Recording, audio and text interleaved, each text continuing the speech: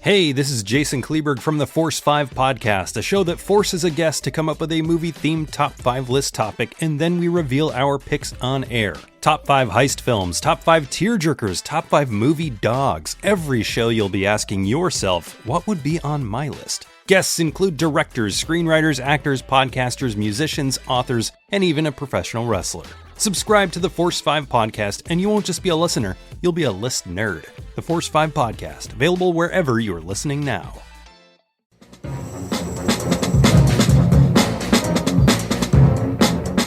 Hello, this is Aaron West. I am the author of the A24 New Wave. In this book, I look at A24's output, and I make the argument that we are in a new wave movement right now. A24 plays a major role.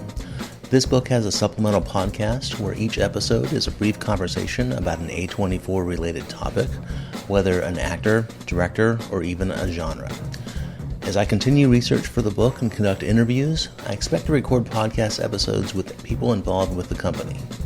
You can find the podcast at cinejourneys.com or wherever you find podcasts, and we are proud to be members of the Someone's Favorite Productions podcast network.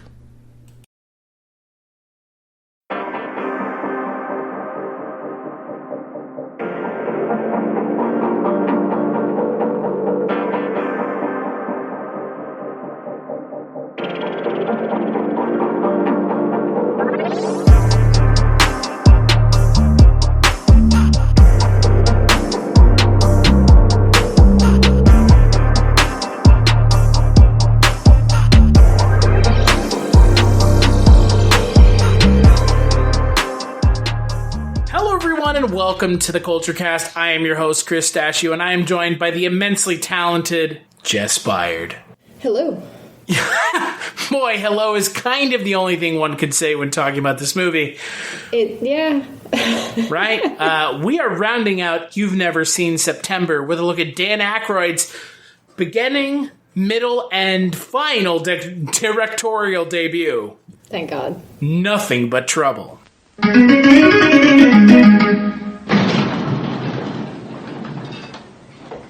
Give me the keys, Mike. Chevy Chase. Hey, you just passed the Garden State Parkway South. Don't worry, I'll get you there. Demi Moore. Oh, no, cop. Driver, step outside the car, please. John Candy. Read 'em? Yeah, that's nice, thanks. The lower back, please. I got an itch right up in there. It's good, thank you. Not today, sir. This may be Valkenvania, but it is still America. And wouldn't mind, would you just write a ticket here, or we could settle it some other way, perhaps? That's not the way things work around here. What is this place?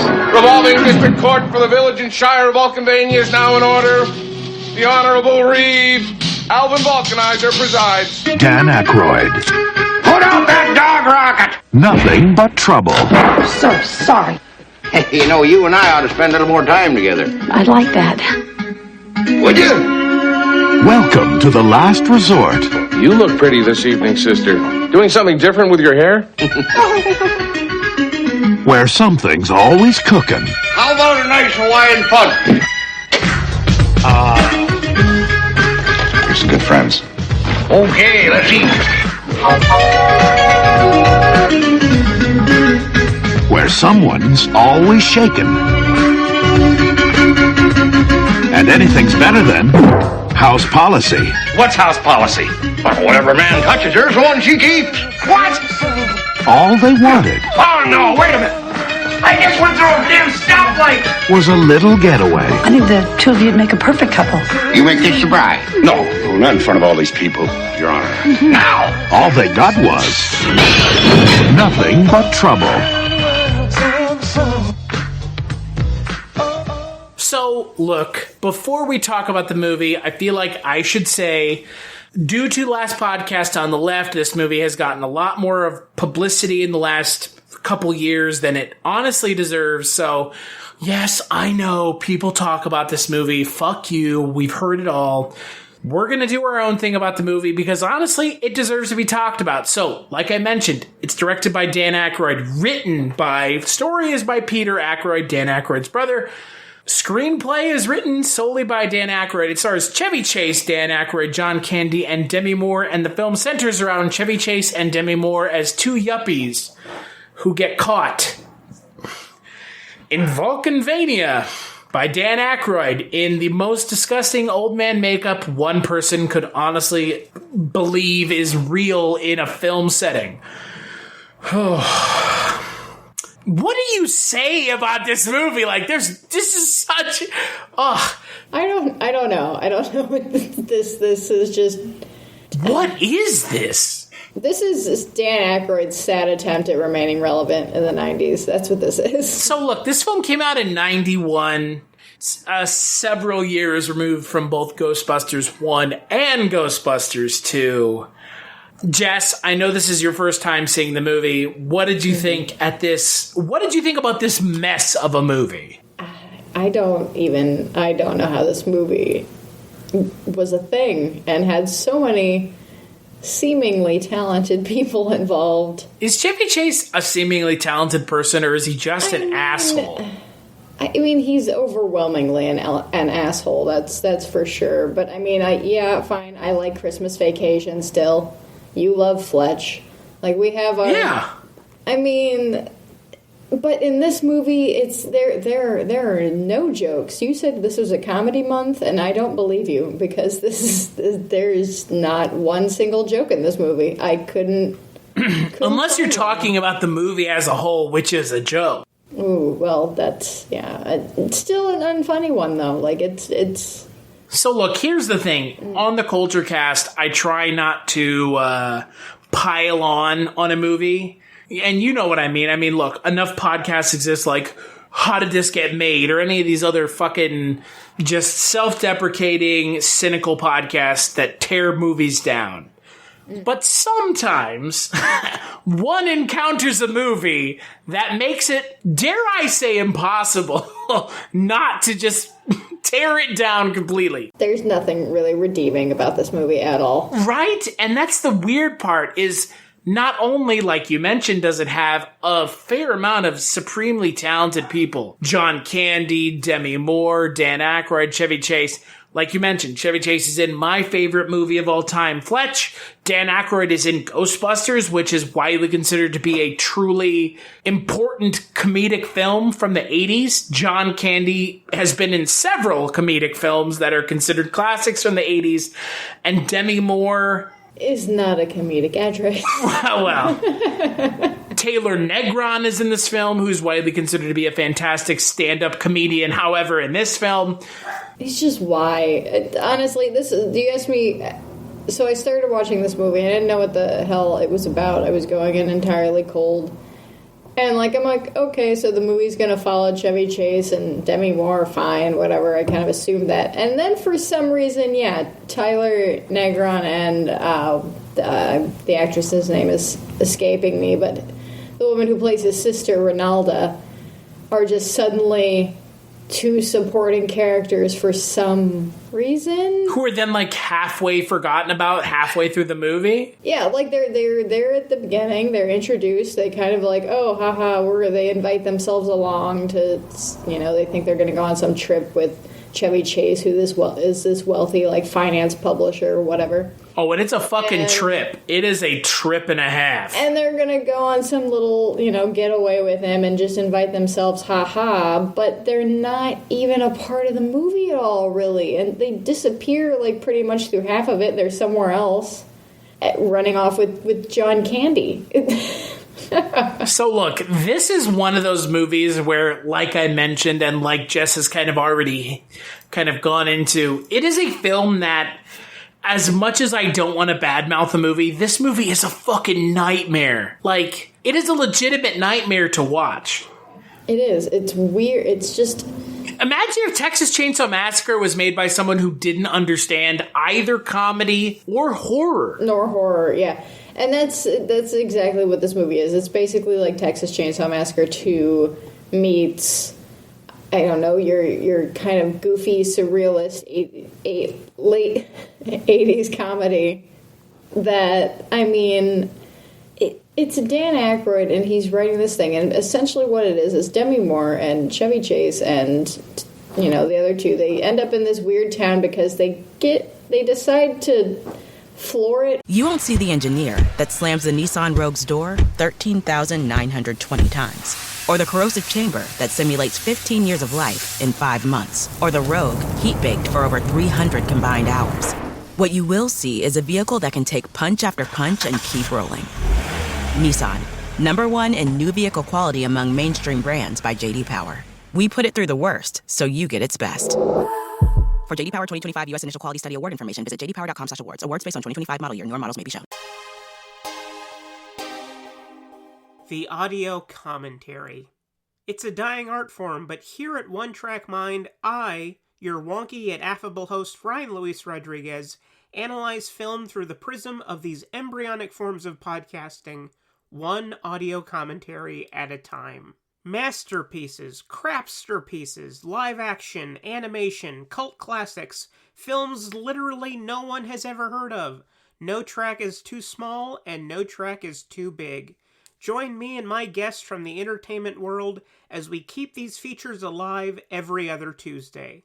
Hey, who else is going to discuss Bill and Ted's Bogus Journey one week and Citizen Kane the next? Us, that's who. Sure, you have to put up with my voice, but there's a certain give and take in this industry. That's One Track Mind, part of the Someone's Favorite Productions family, and available wherever you get your podcasts. From the, small town cop, they're going to outrun him, and then they can't, and so Chevy Chase tries to talk his way out of it. I'll just pay off the ticket, whatever. And then they get put in front of Dan Aykroyd in the world's worst fucking makeup. And he pretty much just sentences them to having to stay in the town? The dungeon of the courthouse? Or he doesn't sentence them, he just makes them wait, like he's waiting on their trial or whatever. For whatever reason, they have to stay. Unlike this other group of people that just randomly shows up and it has a Baldwin attached to it, I believe it. Sure, doesn't it? It's Danny Baldwin. Oh, was it Danny Baldwin? That's which one it was. The farther down the Baldwin line you go, it kind of just looks like somebody erased Baldwin features, but they're still there. Alec has the features, and then the one... Well, who's the one who was in Biodome? That's Billy Baldwin, I think. Billy? No. Think? No. Is that Adam? That's Adam Baldwin. No, that's Stephen Baldwin. That's right. Good God. There's a lot of Baldwins. There are a lot of Baldwins. And boy, and there's one in this fucking movie, isn't there? Yeah, the group shows up and they get put in front of, the judge that is Dan Aykroyd, and he straight up sentences them to death. And that's when I'm like, what movie is this? Like, I honestly, when you gave me the list of movies to pick, I did pick it because it was like, ooh, this is like this, supposed to be kind of the spooky one. I'm like, all right, what is this? Oh, it's a haunted town they get. It's a fucking nightmare, isn't it? Whew. It's they show up in what would be the Texas Chainsaw Massacre town, but if that town existed in the movie. Not cannibals. And just weird people. It's also kind of like the Tales from the Crypt episode where Tim Curry's playing like 4 different characters. Yes. I kind of felt like this, where you're just trapped. That's the one with Ed Begley Jr., right? Yes, Ed Begley Jr. is like the door-to-door vacuum cleaner salesman. Yeah. It is kind of like that in a way, isn't it? It has that gross, just like I want to take a shower feeling while you watch it. The CGI is disgusting, and like we know it's disgusting, or not the CGI, but like the makeup is disgusting, intentionally disgusting. Yeah, he's supposed to look slimy, like he's supposed to look curdled, and I also don't understand what the rules are of this universe, because I like how you're giving this film a universe, like it's its own thing. I mean, it is, because I thought we were in just like a real world based. So wait, hold on. Then we get. Did you watch the trailer before you watched the movie? No. No! You went into this movie completely blind? Yes.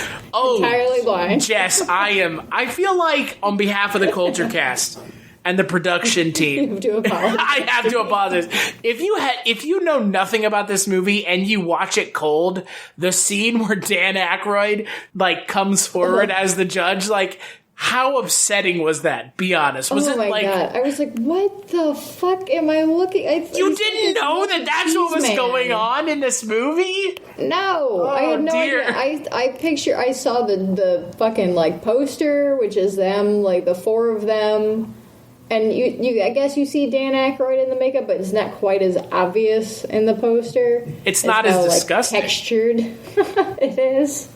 But yeah, you reveal Dan Aykroyd is this like melting cheese man who stops people when they go through his town and then keeps them basically and either kills them or I guess makes them part of the town. I don't really know. The rules are unclear. I mean, at some point it's claimed that he killed Jimmy Hoffa. Yes, that's when when Chevy Chase and Demi Moore kind of figure out what's going on. They end up in this room where all of these driver's licenses are plastered all over the wall, and so like you see these people have been making people disappear forever, but then it gets stupid where it's like, oh, and here's famous people, like famous disappearances, like Jimmy Here's Hoffa. Jimmy Hoffa. That's dumb. Why are you doing that?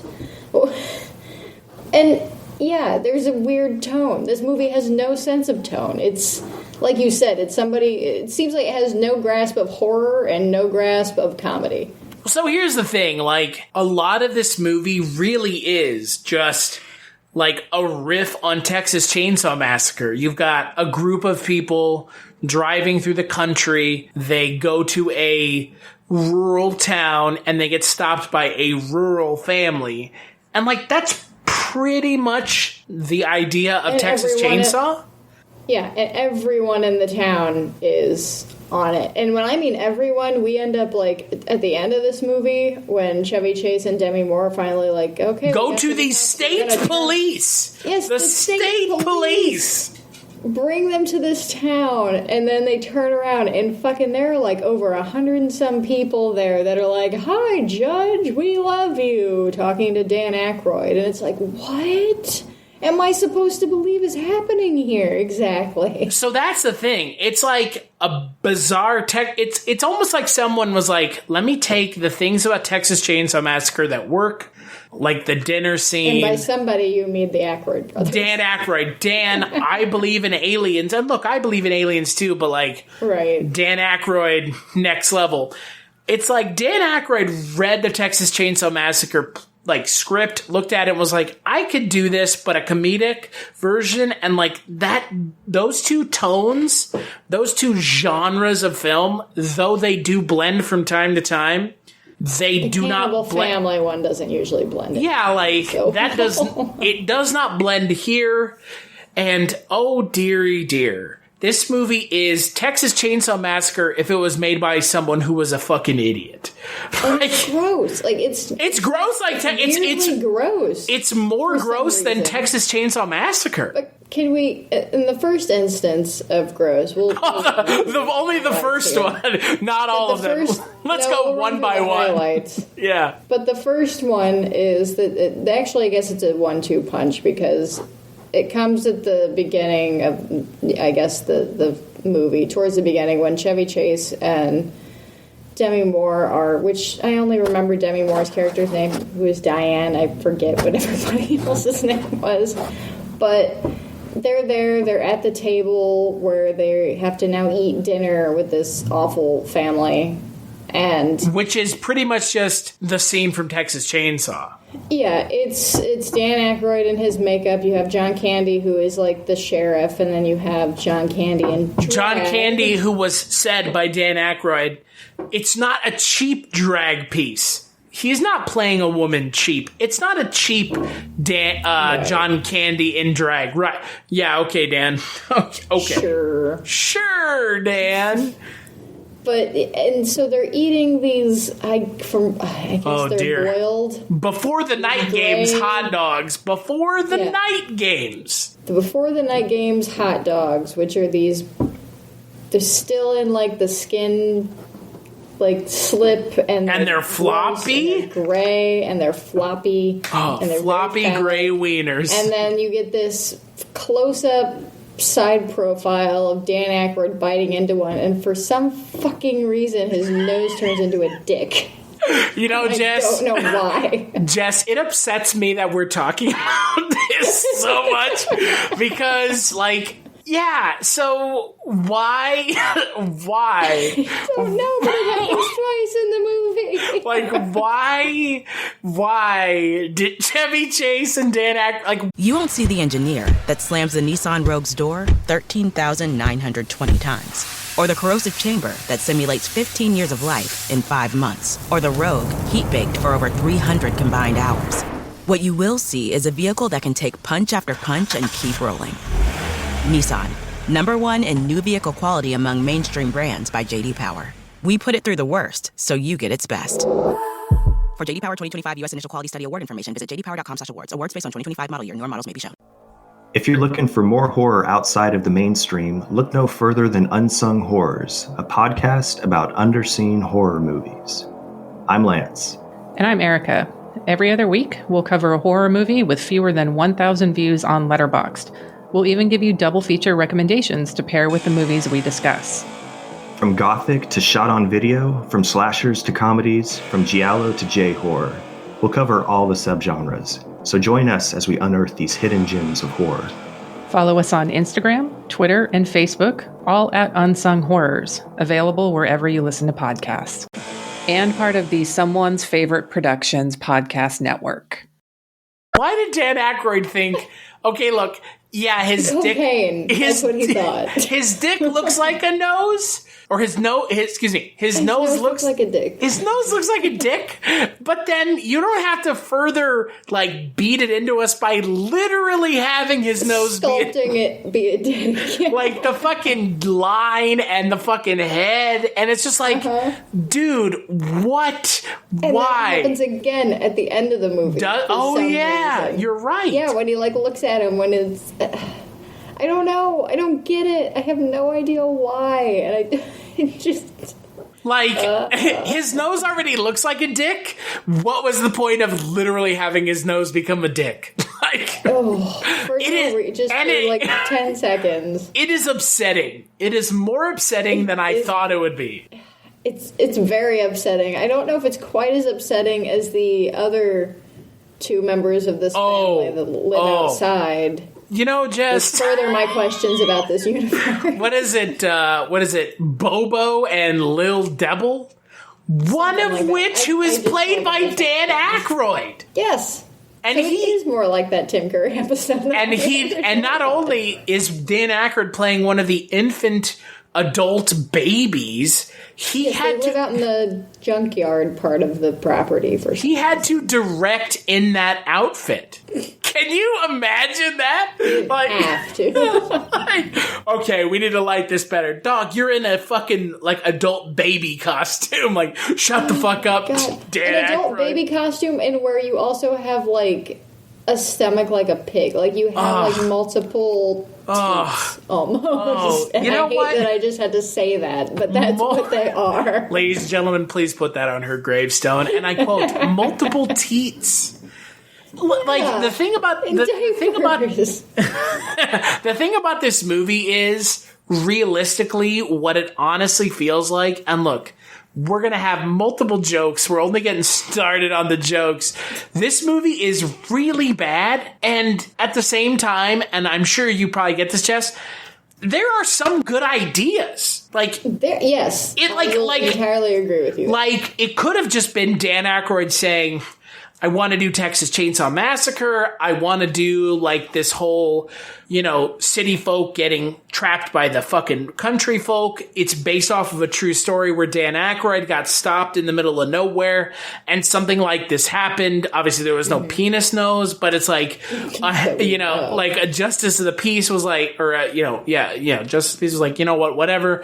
Pay your fucking fine and then get out of here. So it happened to him in real life. But the issue is, Dan Aykroyd's known for comedy, so he felt like he needed to make this comedic and horror, and it's like, it could have worked if realistically, if this movie was just a straight horror movie, would it have worked? I don't know, but I guarantee you it would have had a better shot at succeeding than this weird, like, melange of the two. I mean, this movie is much more just unsettling than it is funny. It's disturbing. I don't think this movie is funny at all. None of the jokes land at all. And I mean, Chevy Chase is Chevy Chase. And I know that he obviously hates this movie. Not only does he hate this movie, he was apparently, like, screaming and yelling and degrading Dan Aykroyd during on set. Which, like, look, you know what? When he was wearing that costume. Right, like, listen here, you fucking piece of shit. But, like, apparently Chevy Chase, like, okay, minor aside, Chevy Chase is apparently a massive asshole. And it's been, like, documented multiple times by multiple sources. Chevy Chase is a massive asshole in real life. But apparently he was, like, making Dan Aykroyd, who was directing this film's life, harder than it needed to be. So yeah, that seems about right. Right. So, like, as bad as this movie is, Chevy Chase was a fucking dick on top of everything else. Right. How much of this movie... Well, and I know, like, Chevy Chase said that, he didn't initially like the script, but he thought that he could fix it by by doing improv throughout it. Yeah, like constant improv. I don't know, but I guess Chevy Chase felt like he must have been pretty fucking good at improv to think, I can fix it by just improving. Like, what? Like, there's no jokes. And anytime there is a joke, Chevy Chase is like, I have to do what now? Like, he seems so disinterested. Well, speaking of disinterested, let's talk about Demi Moore. Look, we texted this back and forth earlier today. Yeah. Demi Moore, stone cold fox. In this movie, 100%. In real life, she's Mike indeed. Yeah, she is a stone cold fox. However, Demi Moore, I think you can say it for me, Jess. Ooh, she's just not a funny actress. No, she's not a comedic actress at all. And she's surrounded by ostensibly comedians. Yes, ostensibly, like, the biggest comedians from, like, their time and day. Of their time, yeah. Like, that's, your big... John Candy, Dan Aykroyd. And Demi Moore is a fantastic actress. I like her, but now I've seen her in this. And, let's also be honest here. This script is trash. She was given nothing to do. And for some reason, they have her try to do a lot of, like, these slapsticky sort of moments. And you have to be a specific kind of actor for, like, that's a thing that you practice, that you do. That's not just something you can just, okay, fine, I'll do slapstick one time. No, that's not. And you could tell that they're used to working, like Dan Aykroyd and Chevy Chase, that they're used to working with people on SNL who are those kind of comedians and who can kind of just fall into those roles. But Demi Moore is an actress, not a comedian, not, and it shows. Actress. And it shows, and that's, good for her for wanting to try this in the Savage Steve Holland movie with John Cusack, One Crazy Summer. She's in that too, and she's kind of supposed to, play a little bit, this snarky, fun girl, but it just doesn't. She's just too much of a dramatic actress for me, and I can't get out of that. And it just seems like she's sleepwalking the whole time because she's not in a role that she is comfortable with. You can tell she's not on a set that she's comfortable with. You can tell. And obviously between Chevy Chase and his behavior, and I'm sure just everybody on this movie at the time knew that they weren't making, the next fucking comedic dynamite. But well, and here's the other thing. You can have a straight actor as a comedian if the person who is the non-straight man in the duo is like a bombastic comedian, but Chevy Chase's comedy has always been too calm. He's like a cynical, fucking snarky dickhead. And so, like, it doesn't work. If you had an actor in that lead role who was over the top and bombastic and If she could be the snarky, if she could be the one who could be the snarky asshole. You're kind of David Spade. You're kind of, Chevy Chase, where it's more. But like Chevy doesn't work. Just not, they're trying to make her be the bombastic one for some reason, and she disappears for half of the movie. Literally not in half of it. In the middle of the movie, she's just gone. She's with the two weird blobs in the junkyard playing some fucking weird-ass card game for a good half an hour of this movie. We just keep cutting back and forth. That's the other thing I don't understand. You won't see the engineer that slams the Nissan Rogue's door 13,920 times. Or the corrosive chamber that simulates 15 years of life in 5 months. Or the Rogue heat-baked for over 300 combined hours. What you will see is a vehicle that can take punch after punch and keep rolling. Nissan, #1 in new vehicle quality among mainstream brands by J.D. Power. We put it through the worst, so you get its best. For J.D. Power 2025 U.S. Initial Quality Study Award information, visit jdpower.com/awards. Awards based on 2025 model year. Newer models may be shown. Have you ever wanted to dive deeper into the horror movies you love? Beyond the Blood is a horror podcast for fans who want more than just surface-level screams. We do deep dives into the movies that shaped us, digging into director commentaries, behind-the-scenes stories, deleted scenes, and the special features that most people skip. Each episode is a love letter to the genre. We break down how these films were made, the creative risks that paid off or didn't, and the lasting impact they've had on the genre as a whole. From 70s slashers to modern nightmares, we celebrate the craft, chaos, and characters that keep us coming back.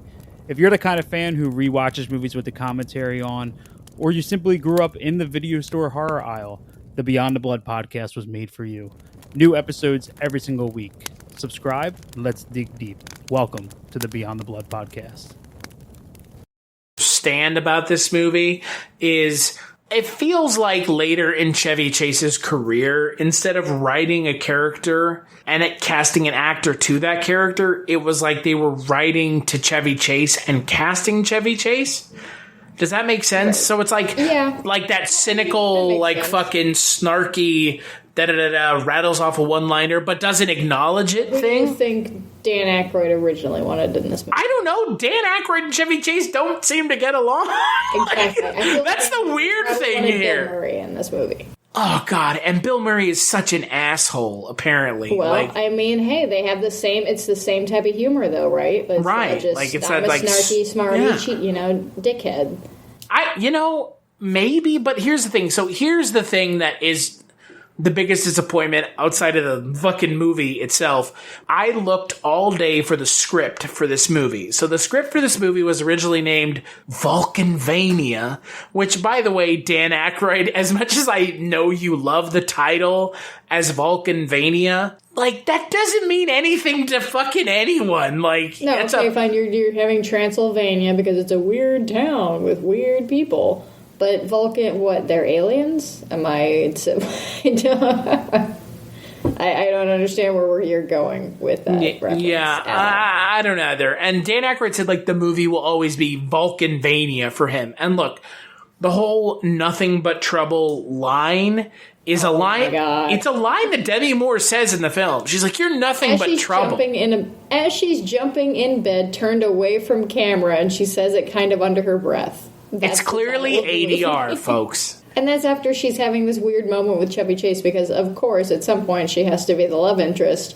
But it has no build-up. They just are together in this situation, and then all of a sudden they're alone in a bedroom, and they're going to make out, I guess, even though literally moments later the Baldwin gang got murdered. Literally murdered. On a killer roller coaster. Yeah. Called Mr. Bone Stripper.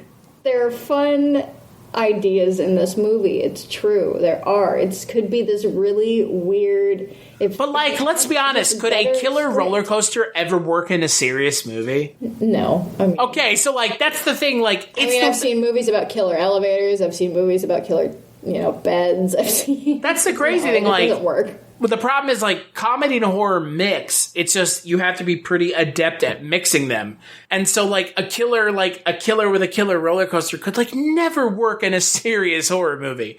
It could work in a horror comedy, but you have to know what you're doing. And they don't. Exactly. They really don't.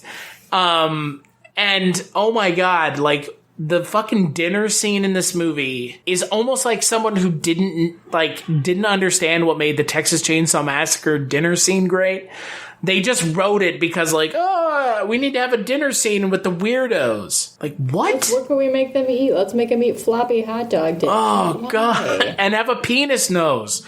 And Hawaiian fruit punch out of a can. Phallic imagery in this movie for no reason. It's just like a 12-year-old boy wrote it. No offense to 12-year-old boys. Maybe it's just me, but did you spot, or maybe it's just me hallucinating, a Jell-O vagina? I don't know. I didn't see that. I wouldn't put it past this movie. So, like, there's a scene at the dinner table where it, like, cuts to a shot of, like, the rest of the spread, and it looked like a Jell-O vagina. And I was just like, is that, like, a weird commentary by Dan Aykroyd? Because, like, there's, like, a bunch of floppy dicks, and then, like, oh, there's a Jell-O vagina. And I was just like, what the fuck is this movie even? Like, why? Dan Aykroyd's not a dumb guy. Like, no. I don't believe he's dumb. I know he's written other things. Yeah, I mean, this is his only directed movie, and... I don't think the movie's poorly directed, do you? No, not really. Well, you know what? Towards my biggest beef towards the end of this, like, just technically wise and, structurally... So, towards the end, and they, of course, are hinting at this throughout the entire thing, that Dan Aykroyd's judge character wants Chevy Chase to marry John Candy's drag character. Oh, my God. A character that Dan Aykroyd said in an interview with Arsenio at the time that it's not a cheap drag character. Except it totally is. It is. I mean, you know what? John Candy does look great. That's fine. I will give him that. He does look great. But it's such a tired joke. It's a tired joke, and even then, like, the whole, like, oh, we have to marry you off to... And that's exactly... And again, going back to that fucking episode of Tales from the Crypt, where they want Ed Begley Jr. to marry the, ugly Tim Curry daughter. This is the exact same thing. And so they are getting married, and they have this whole thing. Meanwhile... Do you think John Candy's character was mute because they didn't feel comfortable with John Candy speaking in, like, a high-pitched female voice? I don't know. Maybe John Candy was just like, I'll put on the dress, but I'm not fucking doing the rest. But this character has to be, and I quote, struck dumb at birth by a bolt of lightning. Yeah, okay. Sure, why not? Fuck you, movies, am I right? While Chevy Chase and John Candy are getting married...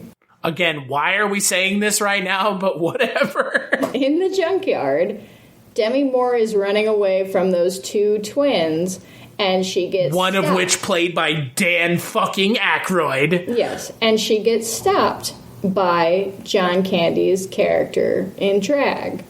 And these two things happen, not right, like, that happens, and then a few scenes later, Chevy Chase is getting married to her, but...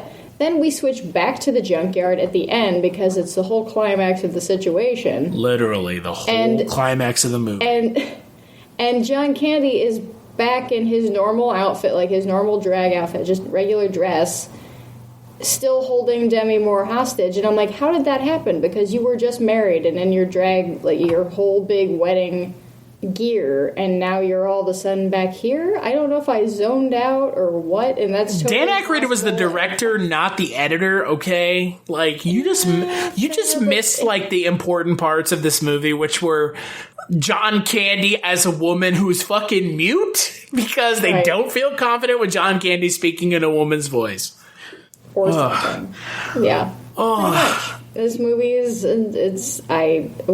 wow. The most surprising part about this movie, you know who the director of photography was? Dean Cundy. Dean fucking Cundy. Dean, I helped like, John Carpenter shoot the fucking thing, Dean Cundy. Like, what is going on, Dean Cundy? What did Dan Aykroyd kidnap you? Decently to do this movie. I mean, this movie didn't make any money, but at the time, whatever he got paid was probably decent enough. Because, I mean, it was Dan Aykroyd. And do you know what his two projects were before Nothing But Trouble? Back to the Future 3 and 2. Like, will you go from Back to the Future to this fucking movie? Ooh, wow. What is happening here? Well, we have to talk about the one other surprising thing about this movie. Oh, there's only one? We have Jesus Christ. Our one group, our Baldwin group that comes in, but later on in the movie, they track down another group of people that have to appear before the judge. And who should these people be? But the fucking Digital Underground and Tupac. Fucking Tupac Shakur is in this movie. Tupac. Wearing New York Yankees. And singing, not rapping. You won't see the engineer that slams the Nissan Rogue's door 13,920 times. Or the corrosive chamber that simulates 15 years of life in 5 months. Or the Rogue heat-baked for over 300 combined hours. What you will see is a vehicle that can take punch after punch and keep rolling. Nissan, #1 in new vehicle quality among mainstream brands by J.D. Power. We put it through the worst, so you get its best. For J.D. Power 2025 U.S. Initial Quality Study Award information, visit jdpower.com/awards. Awards based on 2025 model year. Newer models may be shown. Hello and welcome to Tumbleweeds and TV Cowboys. My name is Hunter. In this podcast, I'll be joined by a different guest each week to discuss a classic Western movie or TV show. I've been a fan of classic Westerns for as long as I can remember, and in recent years, they've become very nostalgic for me. I love the aesthetic, the tropes, and I love seeing different filmmakers' takes on them. At their best, they're incredibly entertaining, rewatchable, and some of my all-time favorite movies are Westerns. We'll mostly focus on Western movies made in Hollywood, but we'll also be covering spaghetti Westerns, and one thing I'm very excited to get into are Western TV shows. I've got some amazing guests coming on the show, film professors, historians, and podcasters. And Tumbleweeds and TV Cowboys is part of the Someone's Favorite Productions podcast network, and many guests on the show will be from other shows on the network. Thanks for listening. Very nicely singing. But yeah, there's a whole rap, musical interlude in this movie, and that's what I meant when I said at the top of the show, when I said that this is Dan Aykroyd's painful attempt at remaining relevant, because he's got to pull out his Blues Brothers, I got to play the piano or whatever during this rap. Which, by the way, that is present in the song, any version of the song you listen to. So if you've seen this movie and you've heard the song, same song, all you're going to imagine is fucking Dan Aykroyd's dick nose playing the fucking piano. Ugh. And they're around for a while. They fucking are in this movie for a good, they're just hanging out for the rest of this movie. They show up in about the middle of the second half, basically. And then they just hang out. And they're just in the place because they get, Dan Aykroyd says you're free to go, basically. But then they're playing the music at the wedding. They're just hanging out. They're like, okay, we showed up and we're going to stay here. And look, Shock G with his fucking fake nose and glasses, it works in the 90s, but it's so weird that they're in this movie. Is it exactly this is pre-Tupac being a solo artist Tupac. He's not bald, he has hair, he's very young in this movie. I mean, yeah, that does make it a time capsule, which is very strange. But so Digital Underground shows up at the end of the movie. Oh, this is such a, and then there's a fucking fake out ending of the movie too. Would you consider it's a fake out ending, right? Kinda, yeah. Where it's just and then we wanted to do this too. Just they're Brian Doyle Murray and a couple other people show up at the town, and you think Raymond J. Barry, yes, Raymond J. Barry, who played a character on the X-Files between the first and second season. He's a fantastic character actor. You're they're gonna fucking stick it to these Vulcanizer fucking Vulcanvania freaks, and then it turns out they're all friends. What sense does this even make anymore? The state police, like we said before, it's the whole state. There's 100 people here who are all just yeah, we love the judge. And what universe is this though? Where do we live? At least in Texas Chainsaw Massacre universe, that is just normal people came across some really fucked up people. The rural 70s. In the rural 70s.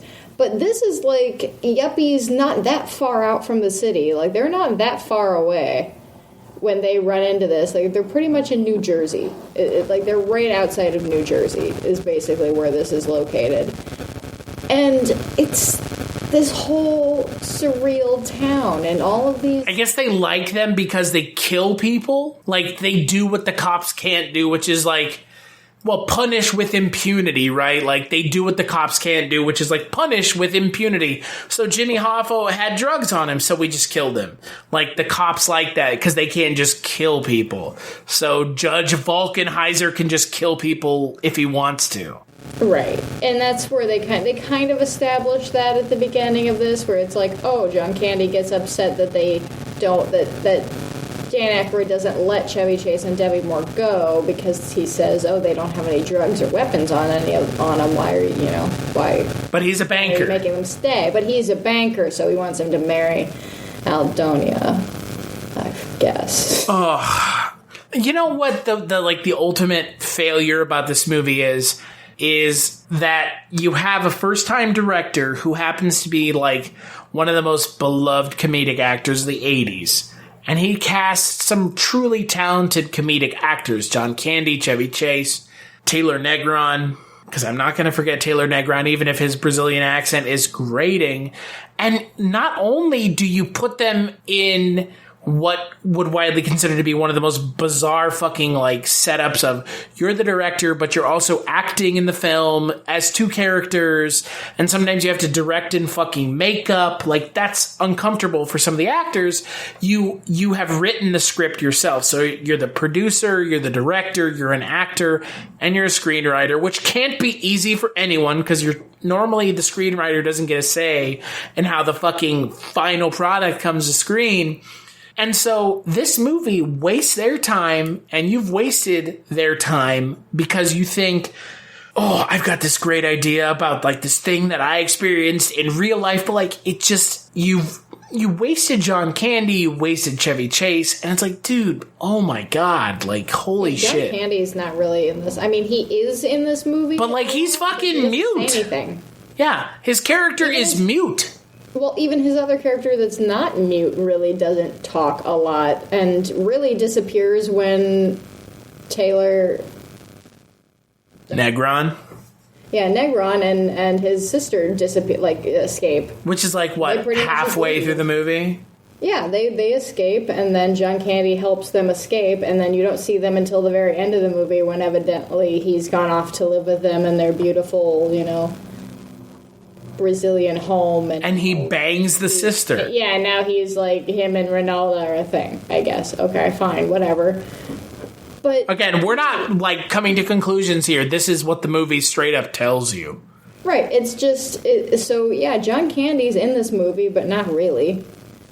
And Chevy Chase is like going through the motions. Chevy Chase is just saying things. And like, look, like I've said before, I'll say it again. Dan Aykroyd, like, I can see him thinking this was going to be a good idea, but man, like, you need a filter. This is a case. Yeah, this is a case where you see something that's like the Ghostbusters, where it's Dan Aykroyd and Bill Murray and all of these minds. And let's not forget, Dan Aykroyd and Harold Ramis wrote the script for Ghostbusters, right? Which makes not me just Dan Aykroyd, right? Which Harold makes Ramis wrote Ghostbusters, right? Like that's the question. Like, how much of Ghostbusters did Harold Ramis edit?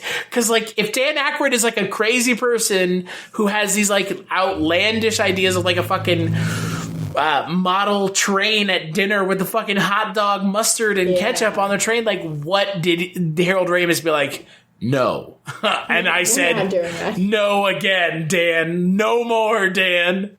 Yeah, it's like, hey, the Beatles are great together, but you split them up and they're just mostly fine.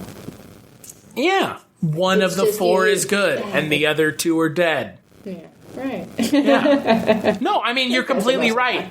Like, they are not greater than the sum of their parts. Like, no, they're just not.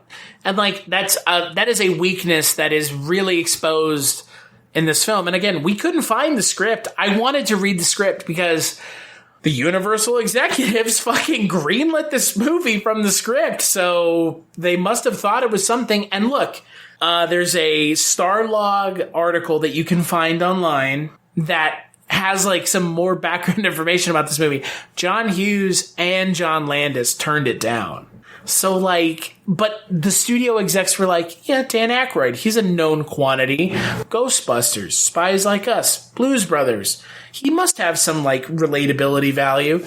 And they approved the movie. And read the script. Like, we couldn't find the script, but God, you can't tell me this shit wasn't in the fucking script. No, but it's just... It had to be. There's no way it was this different. Like, he didn't write fucking Great Gatsby as a script and then create this abomination on screen. And it's so weird because, like, the 80s and 90s, I mean, pretty much up until, like, the last 20-some years, there are just tons of random weird-ass fucking movies that came out. Heart Condition. That features Denzel Washington and Bob Hoskins. Yeah, now that everything's about IP and merchandising and franchising or whatever, it's very hard to go to the movie theater and not see, you know, a sequel, a remake, or whatever. But, or a tangentially related fucking franchise. Exactly, a spin-off, something. But this movie is not good and I don't recommend it. You shouldn't watch it. But it is... I do long for a time where, like, movies like this could happen because people were taking chances, at least. Like a completely original idea. Yeah, it's very, I mean, yeah, we're saying that it's an original idea. Like, what were you referencing? You know, we're talking a lot about it taking from Texas Chainsaw Massacre and other movies, but fine, whatever. Nothing is wholly original, and that's where this base idea very much Texas Chainsaw Massacre was based off of Ed Gein. Like, it's not, that wasn't original. No. And I mean, just because, I mean, yeah, the core story through line is roughly the same. But like I said, just the way this movie's put together, just certain ideas, just style, everything. It's very original. And no, it's not good. And like I said, I don't recommend it. But it kind of sucks that we don't, like, there's no opportunities like this really right now. It kind of sucks that this movie is the reason why studios don't give people non-IP projects. Because they're just like, oh, this was a fucking $30 million loss for us. It was, yeah. Like, yeah, exactly. It's not an exaggeration. I think the budget was like 40 some, and they made $8 million. Like, that's $32 million, 31 and some change $1 million. Like, holy shit. Like, no one is going to take a chance on some shit that Dan Aykroyd pulled out of his ass any more than if, Seth Rogen or Adam Sandler did. If the budget's not $40 million. If you're going to take on original projects, then take them on from writers and directors that aren't giant, well-known names. And only do one thing. Would you consider this his vanity project? Because, like, every director has that one. Probably. I mean, if it's...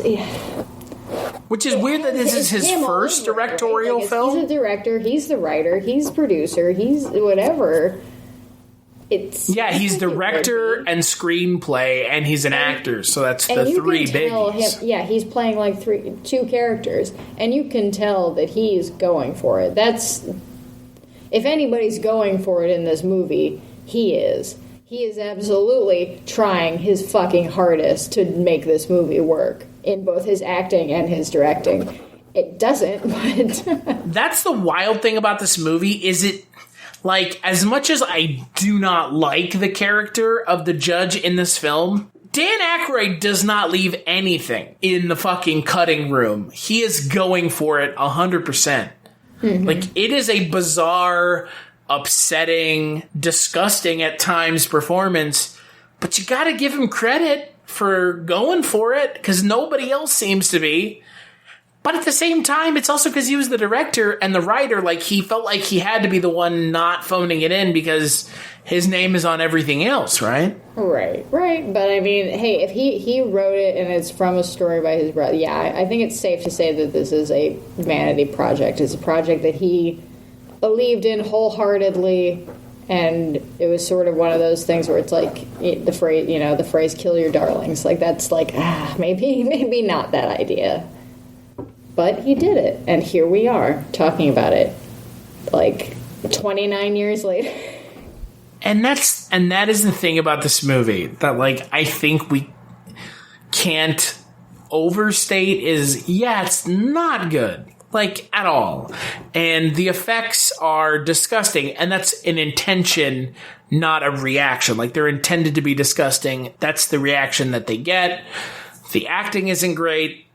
We don't know what the screenplay is. I would love to read the screenplay to see what the Universal Studio execs skimmed over and apparently didn't read. But, like, this movie did get made. You can go watch it right now on iTunes or Vudu for free or fucking YouTube. I mean, you can go watch it. It exists. It has Dan Aykroyd. It has Chevy Chase. But it's not good. So you applaud it for the fact that it got made, but you have to, like, really reckon with the fact that it is just a piece of shit. Yeah, don't let those 5-star reviews on Letterboxd sway. No, are there 5-star reviews on Letterboxd? There are a couple. I don't. What are these people watching? Like, they're this not is reviewing it though. They're just putting on the stars, so I can't really actually validate any of their. Listen here. opinions, If you're on Letterboxd right now and you're giving 5 stars to shit, fuck you. Because this movie, if you're ironically giving it 5 stars, go fuck yourself. So here's the thing. So IFC and Complex both wrote articles about like how this is either, I think Complex said the best, it was in their list of like underrated comedies of the 90s, and IFC had it as a 90s comedy they want to see a sequel of. Like, fuck. No, fuck you. Like, God, no. Ironic, Hey. you pieces of shit just trying to With be the like same fucking people? hip. Yeah, oh yeah, Demi Moore and Chevy Chase and Dan Aykroyd in 2019. We're just trying to be cool, hip, and ironic. Like, you dicks.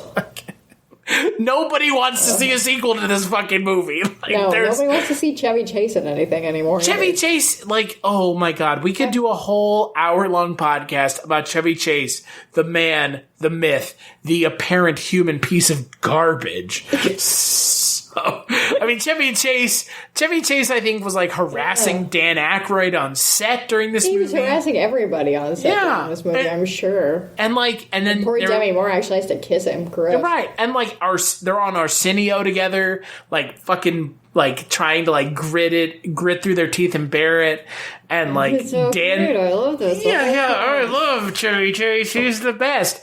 And like, it's just knowing what we know now about Chevy Chase, who is like just a monster to work with. Like, oh my God, I feel bad. I read on the IMDb trivia, however true that is, that somebody that one of like the construction workers on the set like said he'd drop a brick on his head if somebody wanted him to. If he saw him treat Dan Aykroyd like garbage. Yeah. Holy shit, that's intense. It's like, I will murder you. Yeah, I will kill you if you treat Dan Aykroyd like garbage. Like, just think about that. And so, like, again, like we've said, like, yes, applaud the movie, it got made. But that's kind of like Dan Aykroyd's directing career. That's where it starts, and that's where it stops. Like, that's it. Like, yeah, and I feel bad. Like, really, like, there's a point in this movie where a character has a cock for a nose. That feels bad to see like people's like passion projects just crash and burn. Yeah, but like, Jess, in this movie, a character's nose looks like a cock. Like, that's true. Unexcusable. And Dan Aykroyd has more money than I'll ever have in my life, so you know what? Yeah, fuck this movie. He sells vodka in a bottle that's a skull, okay? Like, cool. He gets it, guys. He understands what we're about. We want to drink skull vodka. Yeah, look, Dan Aykroyd, it must be nice to have a passion project. I have my own passion project in my mind. I'm sure Jess does in her mind. But, dude, there's a reason they're a passion project and not reality. Like, if this is the movie you wanted to make, which, Jess, I think you and I agreed, this is the movie he wanted to make. I think so. I don't think the script is really, like, even if you had found it. You don't think it's that different? It wouldn't have been that different. I mean, why would it wouldn't really have to be. Right, it wouldn't have to be because the director is the writer. You won't see the engineer that slams the Nissan Rogue's door 13,920 times. Or the corrosive chamber that simulates 15 years of life in 5 months. Or the Rogue heat-baked for over 300 combined hours. What you will see is a vehicle that can take punch after punch and keep rolling. Nissan, #1 in new vehicle quality among mainstream brands by J.D. Power. We put it through the worst, so you get its best. For JD Power 2025 U.S. Initial Quality Study Award information, visit jdpower.com/awards. Awards based on 2025 model year. Newer models may be shown. Hello, my name is Kevin Tudor, and I'm one of the 3 hosts of Almost Major, a film podcast dissecting many major indie studios and the films they release. Every week, myself, Charlie Nash, and Bryden Doyle discuss overlooked, forgotten, or bona fide classic indie films via studio-specific miniseries. We've previously covered numerous films from Artisan Entertainment, Lionsgate Films, and New Line Cinema. Titles including The Blair Witch Project, American Psycho, Dogville, But I'm a Cheerleader, Saw, Requiem for a Dream, and Ringmaster. You know, the Jerry Springer film. Anyways, we have a fun time every week, and we hope you will join us. Subscribe to Almost Major wherever you get your podcasts. Now proudly a part of the Someone's Favorite Productions podcast network. So what is it going to do? Be like, I'm not perfect already? You know? Yeah, if there was any like rewriting or improv like going on, he just chose to do that. It wasn't forced. Exactly. Yeah. Yeah, so I feel like the script is probably pretty similar. Is that why I couldn't find the script? Because the script is just the movie. One and the same. There's no difference. It is what we word said for word. I believe. Jess, I kind of believe it. Yeah. The way they say, the way Chevy Chase and Demi Moore kind of like deliver some of these lines, it's like, yeah, they literally just read that off the script. Yeah, right before he said action. And here's the thing: we could do at the Kulturecast, we could do a whole month of Demi Moore movies. We could do a whole month of Chevy Chase movies. We could do a whole month of Dan Aykroyd movies. This movie wouldn't show up in any of those months because there are so much more exciting and better movies to watch featuring these actors than this nightmare of a movie. Because at the end of the day, Chevy Chase made a handful of movies in the 90s. This and Memoirs of an Invisible Man came out the same year. And oh dear, those movies, talk about a film that is not the director's best work. I'm talking about John Carpenter, not Dan Aykroyd. And yeah, that's oof. And that's the thing about this movie, is it is a weird mismanagement and mishandling of actors who are great in everything else. And that's the biggest disappointment. It is, like I said at the beginning of this, it's just so strange that there's this pool of very talented people, and they're just nothing good happened in this movie at all. There was no good not one good delivery, not one good laugh, not a laugh. Nothing, not one laugh. Did you laugh in the movie at all? Not at the movie, anything in the movie. I maybe laughed at just how fucking stupid it was at points, but no, I didn't laugh. I didn't laugh at anything that he wanted me to laugh at. I was just. Well, that's the thing. The absurdity that this was even a movie I was watching. and that's the thing to me that is the weirdest is. What I don't know about Dan Aykroyd is, did he not want us to laugh? Did he want us to just find it humorous, not laugh out loud funny? And that's what I don't know. Because if that's what he was going for, right, yeah, it's just, oh man, it's just a fucking, it's, like I said it, like I've said before about things, genre mixing is hard. Mm-hmm. And if you don't nail it, you get this movie. Yeah. And it is a mess. And it's also, much longer than it needs to be. Well, yeah, it's 2 hours? It's almost 2 hours, yeah. This movie easily could be an hour and a half. Actually, no. If it needed to be even that long, right? It's an hour and 34 minutes. Well, it feels like it's 2 hours. Yeah. Oh, dear. Yeah, it's 80 just... minutes could have been. Yeah, it is just... from the Dick Nose to Dean Cundy to everything about this movie just being such a failure. Do you know what was in production at the same time as this movie? At Universal? Bonfire of the Vanities. Another movie that is a notorious failure. Ooh. They were on, Tom Hanks, who was in Bonfire of the Vanities, went and visited the Nothing But Trouble set. That is black holes swirling around each other at the same time. Bonfire of the Vanities, I've never seen it. I know about it.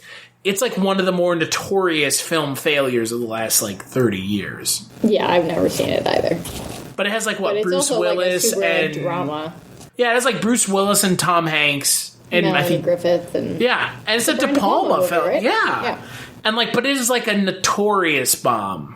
I don't know, I kind of feel like I would rather watch it though. But here's the thing: it might be worse than this movie, and that is a horrifying prospect, isn't it? Like this movie's really bad. Okay, it's a director that I like, and it's a bunch of fairly talented people, but it could be a mess. It could be a giant mess. And here's the other thing about this movie: think about if this movie hadn't been a failure. Maybe Dan Aykroyd would have gone on to like direct some actually great movies, even if he didn't write them. But like this movie was such a failure, he was like, "I'm done. Like I made one fucking movie, never again." Has Bill Murray directed anything? I don't know. Has he? I'm not sure. I don't think so. Bill Murray is like that weirdo recluse guy who doesn't. Like, that was always the thing about Ghostbusters 3 was that Bill Murray is the reason it didn't get made. Because he was like, I don't want to do another Ghostbusters movie. Fuck you guys. So that's like what I've always heard about Bill Murray is he's like a massive pain in the ass. So I can't imagine him directing anything, right? He directed one movie called Quick Change in 1990. 1990. Yep, with the... Oh, wait. Hold on. It says... But he was in the fucking movie. It's just like nothing but trouble. He co-directed it with Howard Franklin. What does that even mean? I don't know. Co-directors? This ain't the Coen brothers. Randy Quaid in it, too. Randy Quaid. Boy.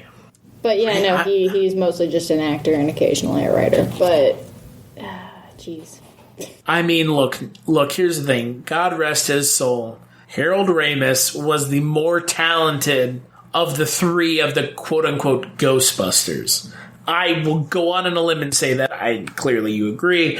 So, because Harold Ramis took like a massive like time away from like acting and he essentially did directing and writing, we get shit like this. We get this fucking nightmare of a movie. Because this movie came out... Nothing but trouble. Yeah, this movie came out in 91. Harold Ramis stepped away from acting after 86 and came back in 93 with Groundhog Day. So, Dan Aykroyd's like, well, if Harold can do it, I can do it. No. No, you cannot, sir. And the other kind of disappointment here is like, this is the movie we round out the month with. Yeah, man. Right? This is your... This is the... And you've never seen the fucking first time we do, and you've never seen September, and this movie is the movie that we round out the month with. I sure have never seen it. I sure have never seen it, and frankly, you don't have to, because I did. Yeah, pretty much. So what would you give the film out of 5? I'm going to give it a 1.5. Oof. I'm going to give it a 1. There's nothing good about it. Again, outside of the round of applause for you, Dan Aykroyd, for getting your movie made. No. Right. Can you imagine if he had edited this movie? Oh my god! Oh my god! It would have been 10 times worse. And it's bad enough. Him editing the essentially music video sequence in the middle of it. Yeah, same song by Digital Underground. What the fuck? Oh my god! I still can't. There's so many things about this movie I can't believe. The fact that Tupac is in this movie is weird enough as it is. I'm gonna give this movie a 1, a solid 1. Solid 1. That's fair. If you really want to watch this movie, which some of you who listen to this are going to be curious, you're going to go watch it. It is I like to say this sometimes. You're not failing. You're failing upwards. It is a upwards failure. It absolutely is. I mean, he goes for it, but he fails at going for it. So it's a failure, right? It's an abject failure. But you think he failed upward too? Oh, well, I mean, yeah. I think that, we definitely come to the conclusion, and I'm sure that, many agree that, yes, Dan Aykroyd's probably the lesser talented of that kind of group of people. just by himself, and him being sort of associated with that group allowed him to, I think, get a lot farther than he would have ever gotten sort of on his own. But and that's why we have this up here. Failure upward, definitely. Yeah, he like I said, he goes for it as the judge in this movie. He leaves nothing on the table. It is all out there. Like, he goes for it. But it's a failure. And then there you go. Oh, God. So, let's take a break and we'll play a preview for the next Kulturecast. I remember the story like this. It was a dark and scary night, kind of like tonight.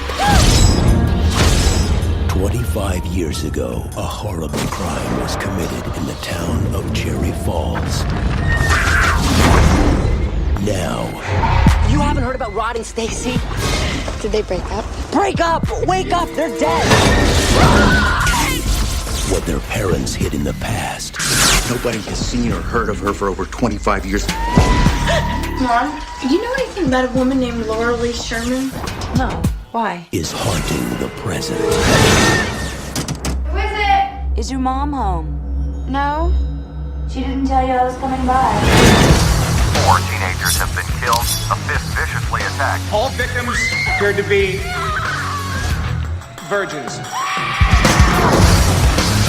Everyone's decided to take themselves off the endangered species list and have sex. I need to ask you a personal question about how far you've gone, base-wise. Can you go further?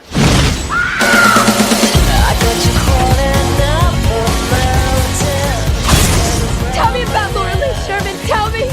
That was 25 years ago. Do you think she goes all the way? Doubt it. You gotta come. Come on.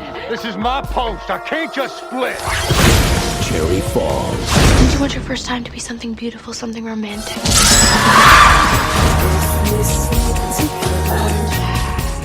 That's right. On the next Kulturecast, we're going to be kicking off Horror-tober 2001, A Horror Odyssey. Because we're only talking about horror movies that came out in 2001. Not my idea. It's Jess's idea, which makes it that much better. Like, I'm excited, because that is a oddly specific year in horror, yet a lot of movies that I guarantee you have seen came out in 2001. We're going to be looking at a film called Cherry Falls, which I actually haven't seen, but it does star Brittany Murphy, of all people. She has, unfortunately, and she passed away a couple years back, right? She did, yeah. Unfortunately. So she's in that, and she's in that. Do you know anything about that movie? I don't know anything. Okay, you should go in cold. Just go in cold. But you will be joining me to talk about Cherry Falls. So that's the thing. I made you go into a movie cold, and now you're making me go into a movie cold. Yep. I think it's fair. I think that it's definitely better than what we just picked. I was going to say, I hope to God the movie that you picked was better, because the movie I picked was awful.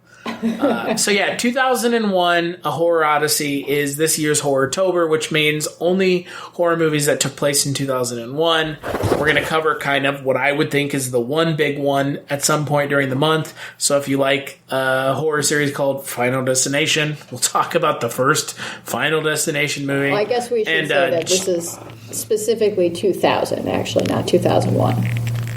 Is it 2000? Oh, I thought it was 2001. I thought it was, pre-2000. Okay. Boy, I fucked that one up, but it's fine. Pre-2000. I thought it was 2001, so it's 2000, excuse me. No, yeah. So basically, yeah, I picked that because it's like pre-2001, because so many things changed after that. Yeah, like post 9/11, it's just like... what you're seeing on screen is totally different. Like post 9/11, it's just Hostel and Saw and torture porn for like a decade. So, pretty much. Yeah, until the Saw movie stopped, it was pretty much just torture porn for a decade.